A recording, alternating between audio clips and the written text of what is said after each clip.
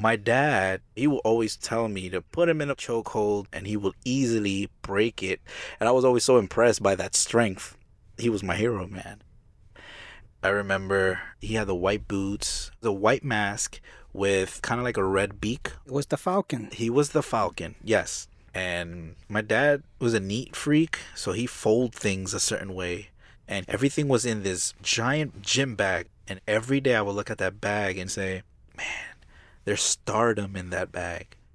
But he would discourage me when I was young. He always said, you could be something better than that. Doctor, lawyer, and then our relationship collided. There were a lot of absences from him growing up. But the thing that always brought us back was wrestling. Over the phone, we would talk about wrestling for like hours. And I remember he said, I want to tag team with you one day. And so you started training me. I learned that you wanted to start wrestling. So I said, well, let's see what I could do. And I trained almost every day. I told my dad, and he said, I'll be there Saturday for your debut match.